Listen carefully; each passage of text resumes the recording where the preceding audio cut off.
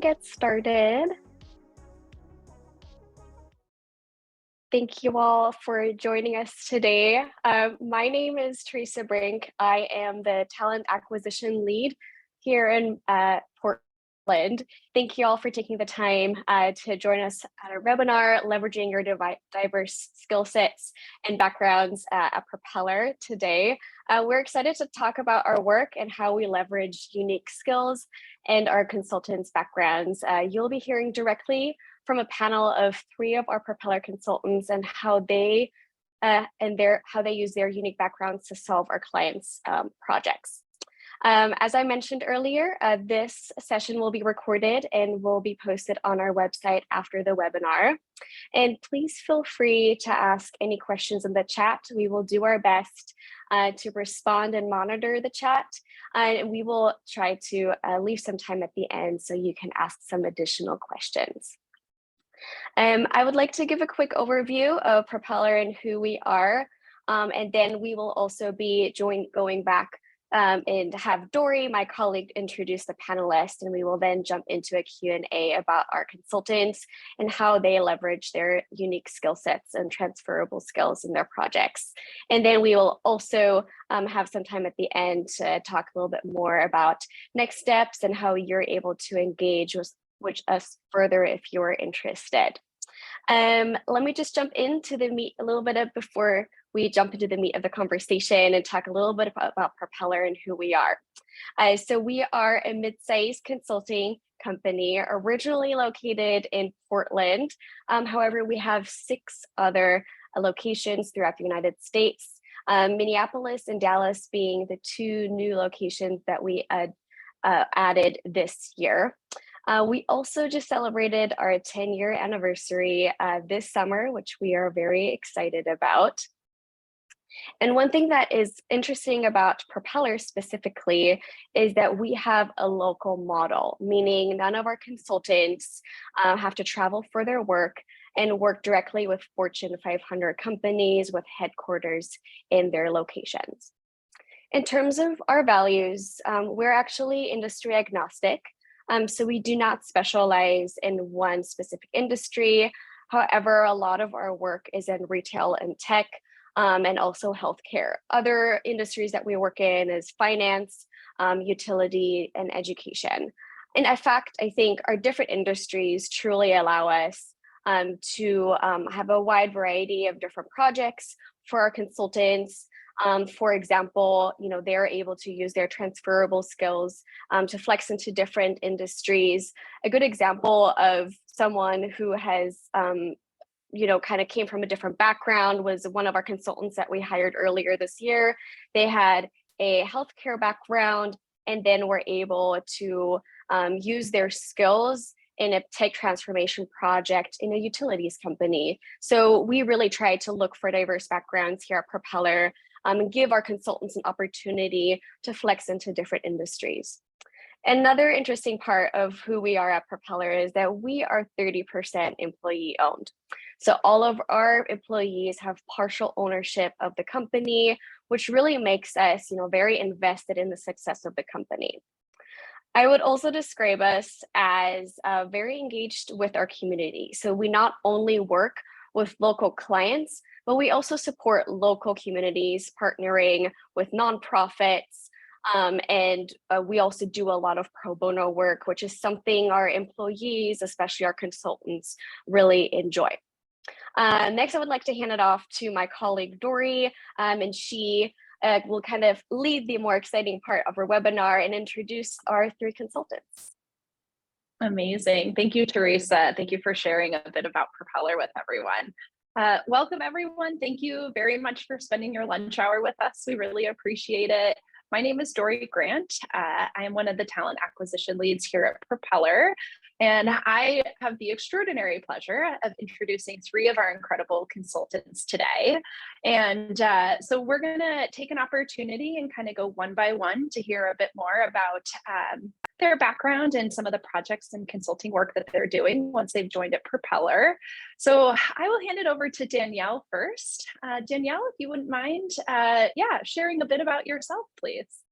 Awesome, thank you. So yes, I'm excited to share a bit about my background and how I made my way to Propeller, and then also talk through a project that I am on right now and how skills from my past life have really helped me in the engagement. So I joined Propeller in January of 21, and prior to that, I spent 15 years at Intel, and I worked in our automation department for the majority of that time, which you could really consider the manufacturing IT department. And I supported, well, our department supported the development factories here in Oregon, which is where I'm based.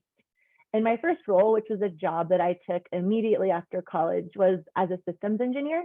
So daily life in that role really found me partnering with process engineers to understand their objectives for improving and monitoring the quality and throughput of computer chips that we were manufacturing and bring those opportunities that they had to life. So implementing these changes were like ranged from minor software configuration changes that myself or my team could make to larger changes that would generally meant translating requirements to our software developers within the department for a new release of software. And over time, I did that for multiple years, and then over time really transitioned into more of a technical project management role, where I was supporting the project management of those software releases that I just mentioned, all the way through the software development lifecycle, as well as other large initiatives for our department. I also, towards the end of my time at Intel, supported a lot of dashboarding and performance reporting, both internally for our department and also for the factory. And that included doing a lot of, I guess, dashboards that supported auditing and governance of both our hardware and software configurations across all sites worldwide for Intel.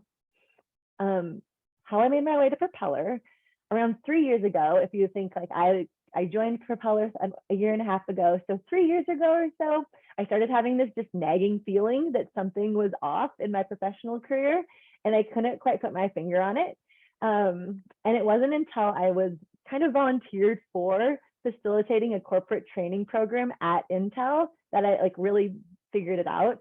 The facilitation itself was something that was very much out of my comfort zone and the normal skill set I was utilizing on a regular basis. But fortunately, Intel has an excellent training department that supported preparing me for the facilitation and that new role that I was going to play. And during that training, it really struck me that like, although I had been learning new software, I had been kind of exposed to new things. It was all in the same realm. And I hadn't truly, I would say, like challenged myself or changed my way of thinking significantly for some time. And so hence my search began for a new job.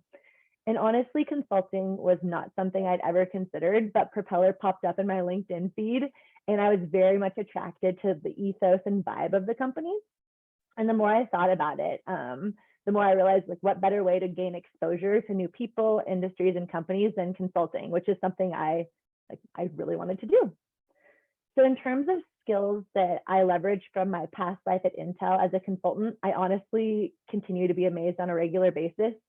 I remember thinking during my time at Intel that I was like such a niche position I was in that none of the skills I had would translate outside of Intel. And I've been on 3 engagements during my time at Propeller. And like I said, that is like, couldn't be farther from the truth.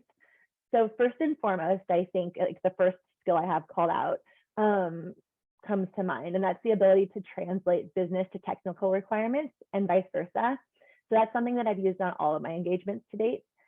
I also think the ability to consider something from a holistic perspective, whether that's something as a system, a team, or a process, is something that continues to benefit me and the clients that I'm serving at Propeller. And then finally, most certainly, communication, stakeholder management, and then project management skills have definitely helped me be successful as a consultant.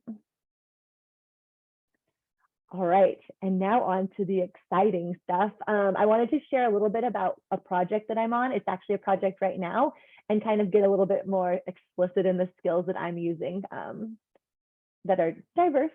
And so the project that I wanted to talk about is on a major retailer. We're partnering with their marketing department to really help them achieve personalization at scale. And so what that means is if I go to this company's website or get an email from them, it's an entirely different experience than if one of you do, really based on things like my shopping history, your shopping history, the actions we take, and product or brand affinities. And this is a team engagement. So there are about 10 of us from Propeller focused on the work in different ways. one of my major deliverables on the project is performance reporting for the marketing organization. And so we're really trying to assist them with understanding where they're personalizing content and how successful that personalization is. The approach that we've taken is really working closely with the people across the organization to understand what personalization means to them and also how they can measure that success through data. Because it truly looks different for each team. And so based on the use cases that we're gathering with them, we're building mock reports and dashboards to support that requirement gathering, really giving both the marketing and their tech partners something tangible to look at, poke holes in, and be on the same page as we define requirements. So the skills that come to mind when I think about the project that I'm working on that I just shared with you is really, again, that translating of requirements between business and tech partners, and also the communication, stakeholder management, and then also the past analytics experience that I had building dashboards at Intel. I think that this project is one that really stood out for me because, like I said before, I remember thinking that I had this such a niche skill set. But I think that as I continue to work at various companies, I'm realizing how many organizations do lack that partnership between business and tech, but it's something that's absolutely necessary this day and age. And so I do think that ability to translate the requirements, like I called out, is something that I considered so specialized 3 years ago, but it's extremely transferable and is serving me well.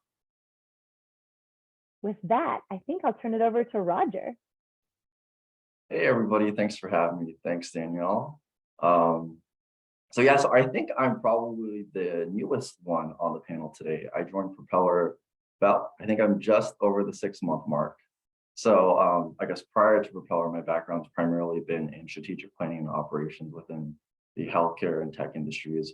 My sort of first job out of college was with Microsoft. And during that time, I ended up sort of working on I became sort of the program manager for the PhD intern program for the state of California. So that meant managing the project lifecycle, the onboarding pieces, and also sort of the end-to-end process optimization work for that group. And I think, for me, it was a really great way to kind of get started and kind of get situated in the realm of program project management. I will say, personally, I am going to have to explain that pivot that happened. And, so in 2014, it was kind of a very difficult time health-wise for one of my family members. And a part of that was kind of being exposed to different health systems and how different clinics operate, and kind of seeing how an effective cancer clinic works compared to perhaps one that is inefficient, ineffective. And sort of part of that exposure to that really kind of inspired me to want to transition to a role in healthcare, potentially take some of the work that I've done, with process improvement, with program management, and see if it could apply, in healthcare capacity. So then in 2014, I applied to grad school. 2015, went back to school, and around the same time, as part of my graduate program, it was an option to kind of continue working while we were in school, and so. I was able to connect with folks through my program to Kaiser, and during that's kind of where my career at Kaiser started. So I worked for the Southern California region as an internal consultant, and so what that meant is essentially we were deployed to the different medical centers or for different regional initiatives or to support national initiatives, depending on the scope. And so I always look back fondly on that experience, because I'd say that what I was able to glean from that is something that I don't think I would have otherwise, having been exposed to sort of all 17 hospitals, being able to work on different implementations across both from sort of a small scale at a single hospital to a national scale. And a big part of that role was really what had happened during that time. Obviously, COVID happened, and I think for many of us, it was probably a little bit of a sliding doors moment where things started to change. I would say a lot of my more strategic initiatives ended up being kind of pushed back, and my work ended up being focused more on operations management. And so this is kind of where I start the segue into how I found my way to Propeller. I'd say for the better part of 2021, my sort of internal consulting role had kind of diminished, and I was essentially supporting an operations manager role for about a department of about 150 nurses. And after doing that for about a year, it made me realize I really have not been able to kind of continue the work that I was really passionate about, being able to fix problems, being able to sort of dive in, come into a new problem and kind of have that agility moving from, from sort of customer to customer. And, honestly, I felt like at that early in my career, it would be kind of a disservice to myself to not think about ways to kind of maintain my skill set and improve my skill set. So at the tail end of January, I kind of informed my team that, I likely would want to start looking at outside opportunities. And so early January of 2022, I think I came across the posting again, similar to Danielle on LinkedIn. And I think what stood out to me immediately was the transparency around the posting, both in terms of wage transparency and around the role.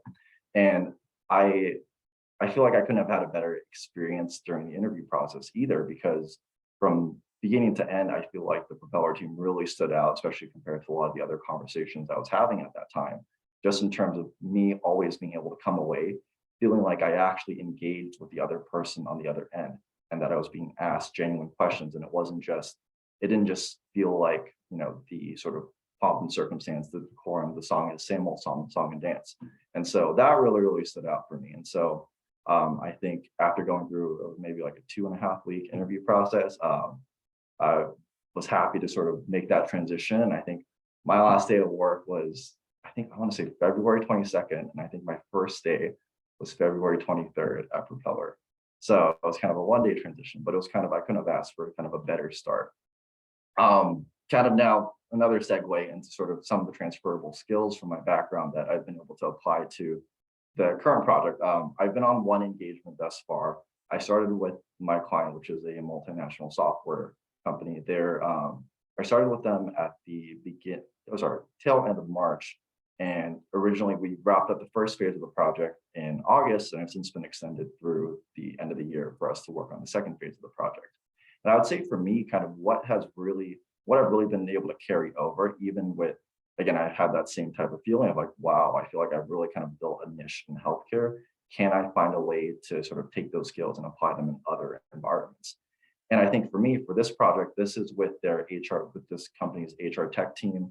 The intent for this project has really been to figure out how to better leverage their human capital management system, how to find out to improve, how do we improve the end-to-end business process? How do we examine those workflows holistically and figure out how do we sort of add the technical enhancements that would help sort of consolidate the number of systems that are in place, streamline the reporting services, and better enable their employees to sort of rely on self-service, self-education functions. But at the same time, again, going back to looking at those business processes holistically, how do we remove those approval matrices, and how do we go ahead and sort of streamline their overall operations? And so I think that's where the operations background that I've been able to sort of fortunately build over the last 8 years or so really been able to come into play. And I think it's a testament really to the leadership team at Propeller too, to have been able to kind of do that matching for us. And I couldn't have asked for sort of a better transitional project. I'd say, for me, we started with a lot of, with this particular project for my client, there are a lot of stakeholders across the organization, all with different priorities, all with different needs, and all with different ideas of what this sort of process improvement should look like for them. And so part of my role has really been leading those design thinking sessions, figuring out how do we better design the experience? Because at the end of the day, the recipient is intended to be their customers, because this is, their HR tech team. They want to streamline their employee experiences. So really being able to kind of take what I learned working with kind of difficult stakeholders who are opinionated, who are kind of all approaching the problem, all genuinely with good intent, but from, with different motivations and different backgrounds. So kind of taking that design thinking mentality, doing those facilitations. And I think for me, it's obviously a little bit different mapping an employee life cycle journey compared to mapping, a clinic workflow. But I've been able to fortunately kind of take those same principles and apply them in this circumstance. And I think especially for an organization like, or it's sort of an employee focus, it's nice to have that visual.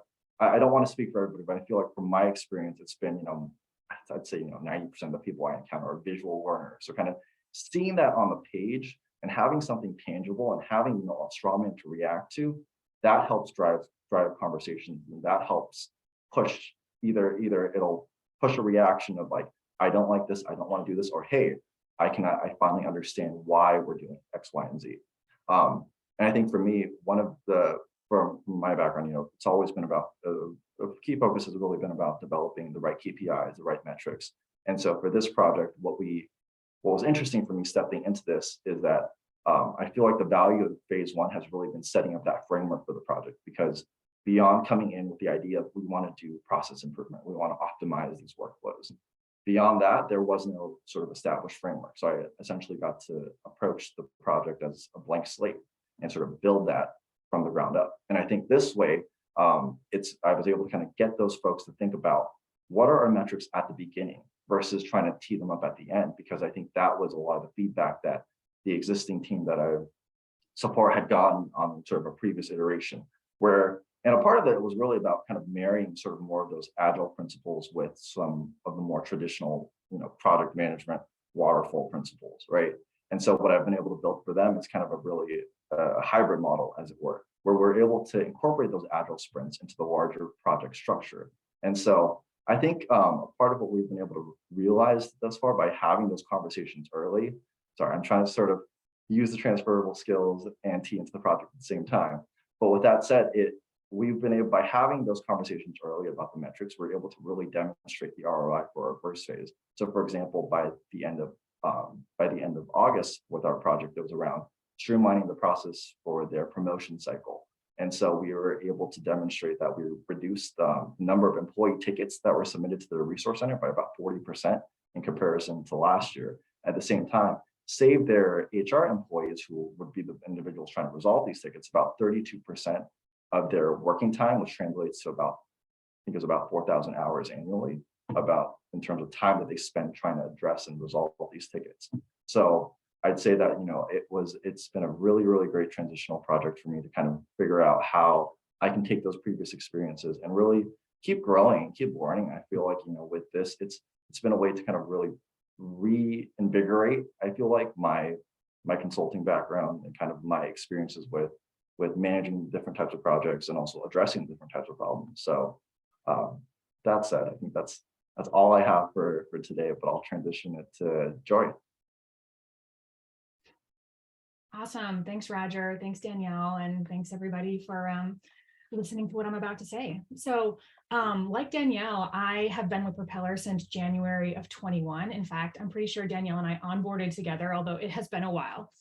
But yeah, like everyone who we've heard from so far, my background is relatively unique. Throughout my 20s, I really thought I was going to be a historian of science. I was, after doing a few years of scientific research, I had joined a PhD program in history and philosophy of science. And that was kind of my set of goals. I was not interested in that in kind of famous people or politicians. I was really interested in kind of the little people, interested in excavating their stories and understanding the world from their perspective, such as it was at different times in history. So I was in the process of putting together a dissertation proposal focusing on early 20th century history of public science, when I decided, for numerous reasons that would probably warrant an entirely separate webinar, that I wanted to go in a different direction. So as I was thinking about what that direction would be, I started to reflect on, what are the skills I've honed as an advanced graduate student going through this process. And some of those were, I would say, the ability to research, analyze, and synthesize diverse pieces of information, to present in front of scary people who want to ask you really hard questions, and small group discussion facilitation as both an instructor and a teaching assistant, and then of course writing, tons of writing in that sort of role. So as I was gearing up for my transition, I already had 2 years of internal communications under my belt. So I had not zero professional experience outside of graduate school, but still fairly limited. Throughout that process, I ended up applying for 80 jobs. This was in 2014. 80 jobs. I had 5 interviews and only 2 offers. So I just put that out there as being like, when you're making a change, the odds sometimes are not in your favor. It takes a while to figure out how to brand yourself, how to market yourself. And that was certainly the case for me. So I had really started out searching in education consulting since it was a familiar industry. I felt like it was an environment that I was comfortable in, but I ended up landing a position doing learning and development consulting in a workforce performance improvement kind of boutique consulting firm. And I think part of the success that I experienced throughout that process was to really hone in on more skills-based resume. I think, like others have been saying, to demonstrate how I could add value given the background that some people might not recognize as being transferable in that moment. So as I mentioned, I started my consulting career really specialized in learning and development in 2014. And I started out as an instructional designer, so someone who's kind of designing and developing training programs at a corporate level. And I was focused very intently on one industry, utilities industry.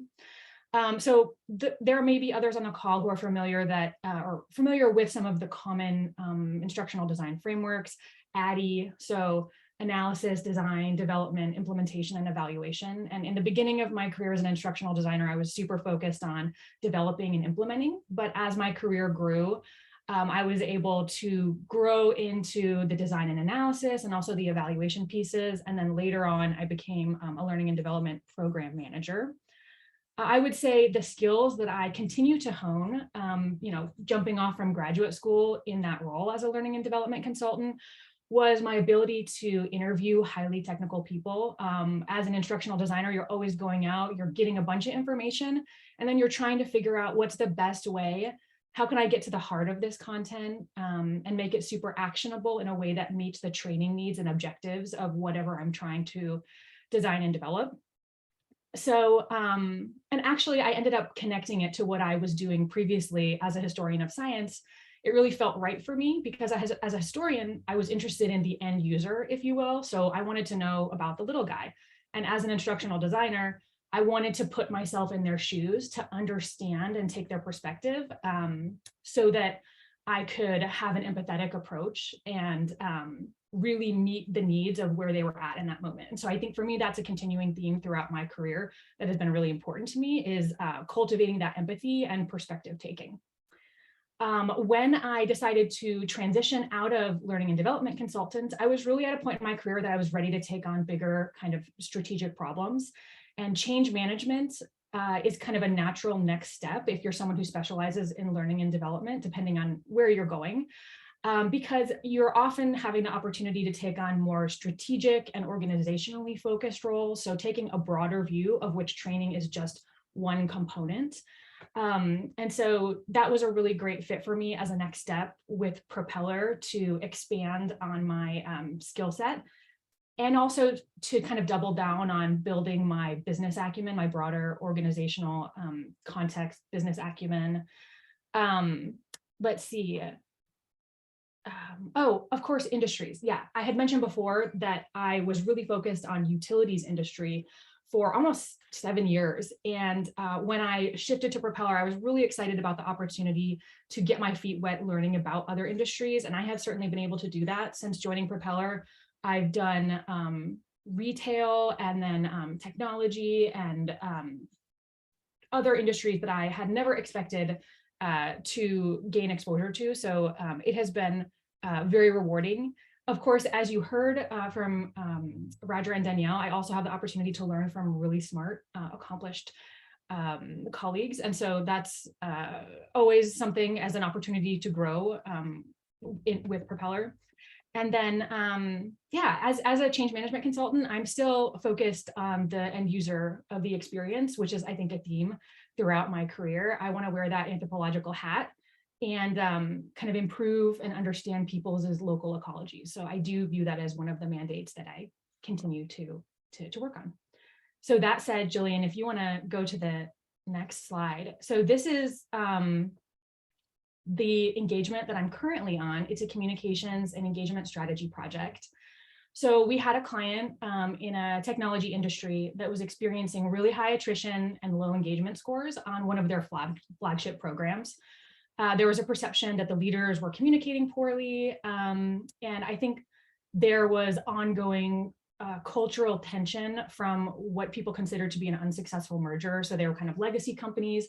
They were trying to figure out how to work together. And so they brought Propeller in to help improve the internal branding of this flagship program. It was really important that their employees actually wanted to opt in to work on this program and to feel engaged overall in the work that they were doing. So as part of that, to kind of meet those goals of improving that internal branding and enhancing the program's employee engagement, we did an initial assessment. So this is one of my favorite things to do. I love doing it, where you identify those stakeholders to interview, you get, boots on the ground, you go and talk to just a bunch of people. We did have a standardized discussion guide. With one of my colleagues, we ended up interviewing over 40 people. So we had a lot of conversations in the span of a month. And then we got to do some sort of qualitative analysis, which, harkens back to my historical research days and L&D too. So I felt like that there's a continuity and that kind of qualitative analysis and skill set. After that, we take a step back and we do that strategy recommendation. So in this project, it was interesting because some of the root causes that we were finding as reasons for kind of plummeting engagement scores, if you will, really were outside of the scope of the original mandate. And so we had to find a way to express in a strategy like, hey, this is what engagement is holistically. This is the piece that you've asked us to come and address. And we are happy to do that. But there's also these other pieces we want to point to as important for overall employee engagement that should probably be addressed if you want to address the whole problem, right? So those were some of the things we did in a strategy recommendation. And then of course, we just, the next step was to actually set up and execute against our recommendations, which has been really cool to see it from end to end. So, as you do, we proposed a series of smaller goals and milestones. We set up those deliverables to meet our strategic objectives. Roadmap, we set up kind of like governance structure so that we could continue to execute with our sponsor support throughout the business. So to give you a sense of what are some of the actual things that we did, I'll have Jillian go to the next slide and drive you through it really quickly. So these were kind of the 4 pillars of the strategy that we ended up putting together. So the first one was communication. Hey, we need to improve communication reach across this program. We need to establish a regular cadence, streamline your channels, and work with leaders to cultivate authenticity and transparency, because it was one of the themes we found. So that was one. And then collaboration, really helping those leaders from the kind of legacy companies be aligned and present a united front in order to support that unified culture that we were trying to support. And then clarify some of those responsibilities and ways of working that were different between companies or unclear and not documented. Culture piece, continuing to break down those silos, helping the company to more successfully integrate. We wanted to make sure that people were included across different work streams and geographies, since that was something that we also found was, everyone wants to feel like they're having equal attention. And it's one of those root causes that people find for reduced employee engagement, if people feel like they're being treated unfairly. And then finding ways to recognize and celebrate one another. So we kicked off a recognition program within the program itself.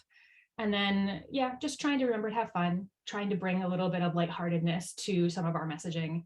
And then, of course, we did try to establish a way to measure our progress against goals. And then continually, we did that initial set of interviews, but just continually going on for periodic pulse checks to figure out how we're doing and how we can change course as we execute against the rest of the strategy.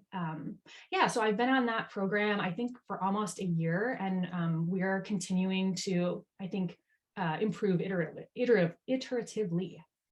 So I think that's all I have to say for those. Thank you, Joy. Questions, Yeah, perfect. Excellent segue. So just a reminder, feel free to drop your questions into the chat for our consultants. We're happy to bring those up and ask those of our incredible group. And thank you, Joy, Danielle, and Roger for sharing a bit about your journey and some of the work that you're doing. I think maybe just to kind of kick us off, and we'll play ping pong. So we'll see which consultant raises their hands or wants to go first. But I think some of the themes here are, starting to really think about like in identifying earlier on in your career, like what are some of these skills, right, that you've been thinking about and wanting to continue to develop and hone in on. And so, I just would love to maybe hear from you all just about how, as you think about like maybe some of the advice that you might be able to give for those that are considering and have a diverse career background that are interested in consulting. And so kind of what are some of those key messages or things that they want to potentially think about as they're considering or exploring the consulting industry moving forward? And we'll see who, Danielle, Roger, Joy, who wants to jump in first?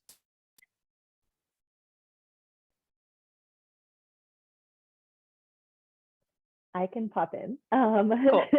Yeah.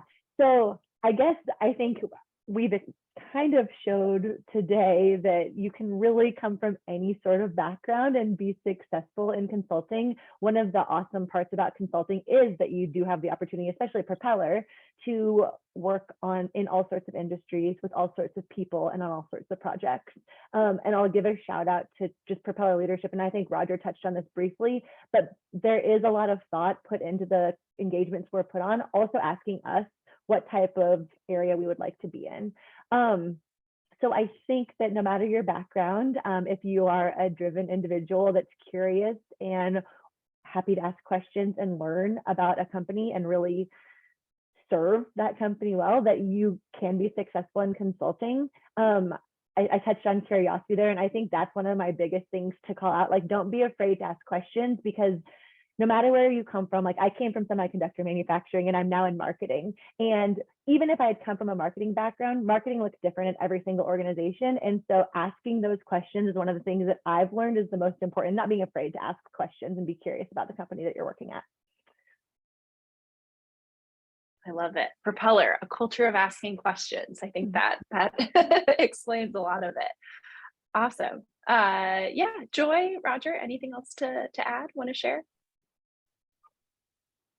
Dory, so your original question was about just general skills for being successful at Propeller in consulting. Yeah, or just things to, like maybe what are some of those additional skill sets as you consider, things that came up in your career pathway as you were sharing, right? Historian turning to consultant. And so kind of what are some of those things that you picked up or kind of said, oh, that's really interesting. I maybe want to consider that as I think about consulting in the future. Mm-hmm. I think another question kind of just maybe as we're all considering that one is it actually comes from Jeff in the chat, and I appreciate him asking this. So measuring success. So how do you what are some of those metrics as you think about that as you're working at Propeller? Joy, I see you smiling already over there. Well, I'm smiling because I think Danielle and Roger are like data people. I'm the one who goes to them to say, hey, Danielle and Roger, can you help me figure out what I should measure? So I think I'll be quiet and let them talk. Fair. I mean, I kind of have a thought there. So I think it's in my mind, there's a twofold approach to measuring success. There are the sort of tangible ROIs that we want to demonstrate for the client. So depending on what the problem is, let's figure out what are we trying to solve for and how do we measure that. Using the project that I'm on as an example, the reason why we were brought on as a consultant, as a consulting firm, were to figure out how their current promotions process is not running in the best way possible. Their HR staff is being bombarded with sort of tickets coming in saying, oh, I can't do X, Y, and Z for simple solutions that they should be able to manage in their human capital software. So from a client perspective, what they want us to demonstrate is, one, how can we solve that? How do we solve the immediate need? How do we reduce those tickets? How do we save their staff time?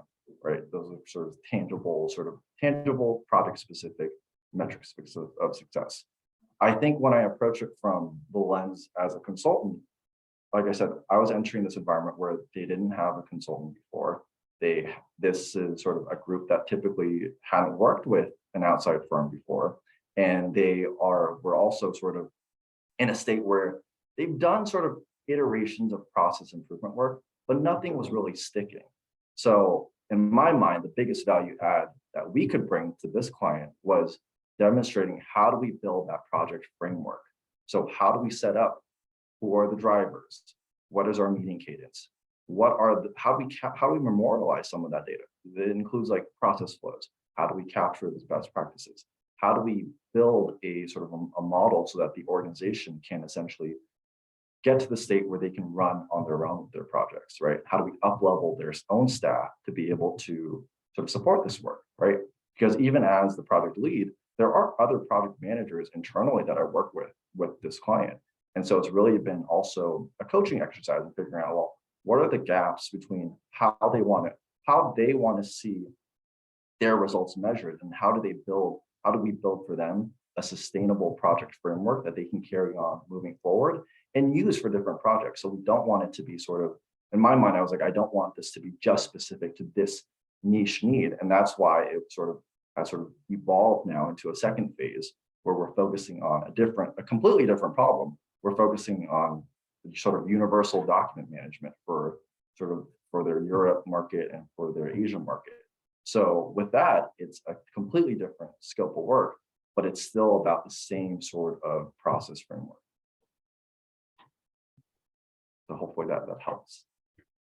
Yeah, I'll jump in there at the end, Roger. I love what you said, especially as you're pointing to kind of how can Propeller up-level the organizational maturity around measurement? Because sometimes you get into a context where they really don't have even identified or defined KPIs, or oftentimes you'll start a project and they have a vague idea of what they want to accomplish. And part of our role is to help them hone in on really kind of more specific outcomes that we're trying to achieve. So it really runs the gamut, right? Sometimes people think they know what they want, but it's something different. Or they want you to measure ROI without even having defined KPIs. And then we have to have a conversation about like what Roger said about like, how can we help build out your infrastructure so we can help you accomplish that objective? So, yeah. Awesome. Thank you for sharing, Roger, Joy. We get this question a lot in our interviews of like, what does work-life balance look like? And what does a typical day look like? And I see George pose that question in the chat. So maybe could one of you kind of explain like, what is your work-life balance and how many hours do you work a week? And what does a typical day look like for you at your work? Do you guys mind if I jump into this one, only because I feel kind of strongly about this?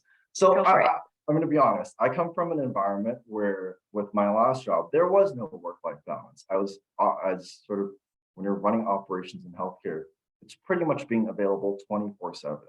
And I remember last year during portions where we were doing strike planning, I think pretty much working through every single weekend, being available around the clock. And I'm used to a cadence where my days used to start because my phone would be going nuts, and that's how my day would start. Now, I will say that I do finally have some work-life balance. I would say at Propeller with the client engagements, typically, I think for most consultants, they end up working about 43, 45, depending on sort of the needs of the project and how it cycles. And I feel like I've been able to kind of keep that very regular cadence. With this project, because it is sort of it's a process optimization project that works in iterations, and we were working with not only the Americas, but we're working with our Asia team and our Europe team. So I essentially have so the way my days are kind of blocked out are Mondays, Thursdays, and Fridays tend to be sort of more working sessions with my core team. So those are all folks based in the US, kind of work in very standard cadence of, we tee up each morning with our sort of daily scrum. And then we go through sort of priorities and meeting with our different partner groups on the different work streams we have going on for the project. For Tuesdays and Wednesdays, for me, I have them dedicated a little bit differently. So for example, like Tuesdays, typically we'll start a little bit earlier to match the UK timeline. So, say typically we'll start around, 7 or so, just so we're able to catch those folks in the afternoon, those folks while they're in their afternoon, and then work on what we need to for that day. And then my Wednesdays are typically with our Asia, Australia team. So those typically tend to go a little bit longer. So this is where I might work, probably till about 6 or 7 tonight, just to be able to catch that team. But I would say for the most part, it's pretty much, it also ebbs and flows. as well, because I would say that for me, kind of transitioning into this project and working with this team that had never worked with a consultant before, the tee up in the beginning was definitely a bigger lift. So it's definitely more hours up front before we eventually sort of hit a regular sort of run the business cadence now. So hopefully that, I know that was a long answer, but that hopefully sheds a little bit of light on that. I'll jump in and add just to George's question about if you're typically on one project or more. I think generally our consultants are on one. Certainly when I first started at Propeller, I was just on my first engagement, I was just focused on that client. I think Joy and I, you might have seen in our titles, were specialized. She's a change management consultant, and I'm a data and analytics consultant. And so I think like with that adjustment to the more SME status, like was called out in the chat, I have had the opportunity to work on 2 engagements at a time.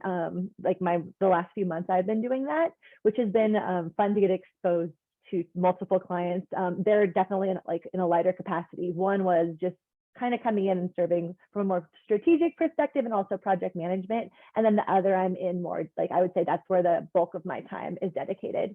But I echo what Roger said. I came from a manufacturing operations role, so had a pager, if that's a thing anymore, to keep me up at night and make sure Intel was always running like it should be. And so there's like a welcome change working, not having that going off in the night, and also working a more regular 40 to 45 hour week. I will say that Propeller has lots of awesome opportunities that come up internally. And so I think where I have worked more than that regular cadence, it's because I've wanted to, because I've been really interested in their project. And so I think there's a strong emphasis from leadership that they do want us to maintain a work-life balance. And if we aren't having that, I will say it's like our own doing, if that makes any sense. I appreciate sharing that, Danielle. Yeah, it's nice to see the green bubbles and the dots are not always on Slack constantly. There's definitely a balance across the geos. So I do have a question that has also come up. So obviously coming from a varied set of experiences and backgrounds prior to joining Propeller, maybe if somebody could take a couple of minutes and share a bit about that transition, right? What is it like onboarding at Propeller, kind of as you roll into that first client engagement, that first experience? Like what type of support resources, kind of maybe share a bit of that snapshot of what that experience looks like. Well, I'm happy to share because it's relatively fresh in my mind. So, so I'll say so Dory, were you saying the entire sort of onboarding process or sort of transitioning onto the client specifically? I would say go for the whole onboarding experience. I think that's a great thing.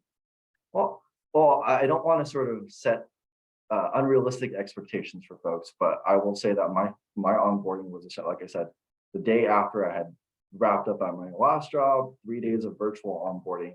And then, for me, and I think Jillian was in my onboarding group too, we went to the offsite. So that was my onboarding experience where we got to meet every single person, pretty much every single Propellerite in person. And I think for most, speaking for myself, that was the first time I'd seen that many sort of coworkers in person in 2 years. So it was it was overwhelming in a good way, being able to kind of dive in, learn and meet all these different people and learn about all the things that they were working on. And then sort of coming off of that offsite and then sort of working with so I'm based in Silicon Valley, so working with the team there, figuring out what the first engagement would be. That was, interviewing with different clients. And then, like I said, I think it's a testament to the leadership team's ability to kind of match consultants to the right engagements, that sort of the first interview was kind of it really kind of clicked really easily between myself and the client. And then after going through that, it was a pretty smooth onboarding process. While I am sort of the only consultant with this team on the project at the time that I was onboarded, there are, I think, still like 10 or 12 other Propeller consultants who work with this client in other capacities. So that's why I was able to get an onboarding buddy. They were able to walk me through end to end, and they're pretty much, I still keep sort of a bi-weekly touch point with them just to kind of bounce ideas with them, figure out how things are going, but essentially, kind of having that support and lay of the land from, another Propeller consultant who's already been on the client for a while was super, super helpful, especially because with the client directly themselves, the onboarding is pretty bare bones. So having that support from the Propeller team really made it possible to kind of have a successful ramp up period. Awesome. Roger, thank you for sharing. The offsite was my first offsite as well, and that was so great to see everyone after so long. We're coming up on time here, so we have one more question that we're going to ask, and we will try to answer any other remaining questions in the chat. But just to kind of close us out, what do you know, and this question comes from Jason, what do you know now that you wish you'd known before joining Propeller?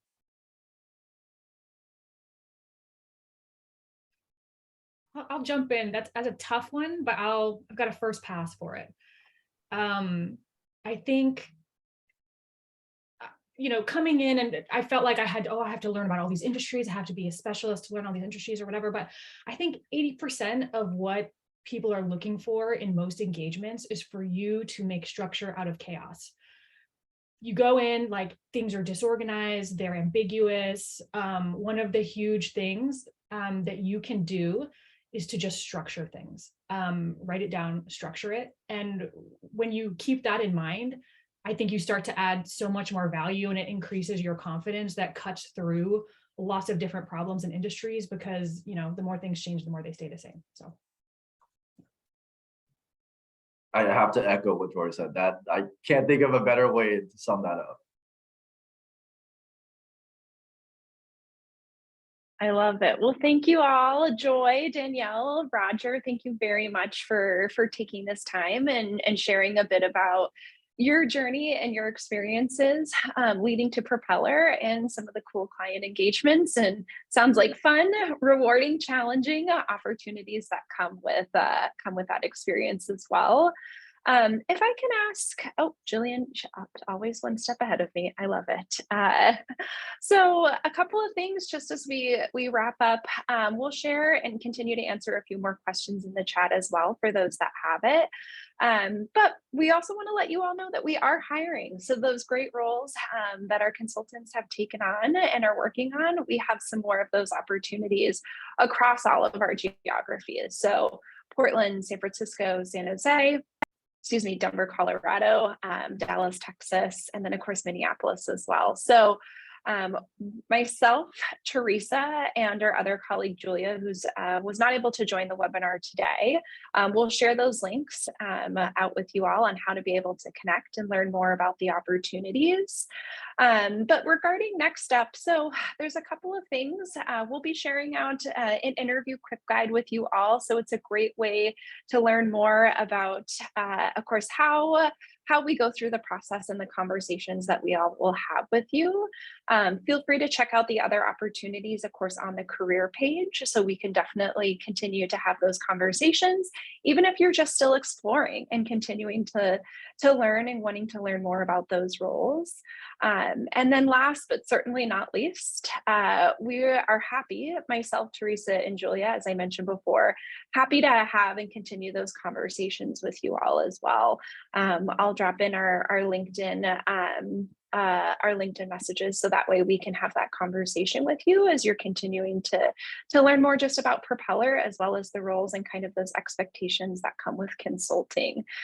We know it's a big decision, and we know there's a lot to take into consideration. So we definitely want to give you all the time that you need and get the answers that you all are looking for as you're considering the positions as well. So with that being said, thank you all very much for attending today. And again, a big kudos and shout out and thank you to Danielle and Roger and Joy for taking the time. We really do appreciate it. And yeah, we look forward to continuing the conversations with you all as you explore consulting and explore Propeller. But yeah, thank you again. And hopefully you all have a wonderful afternoon, and we look forward to being in touch.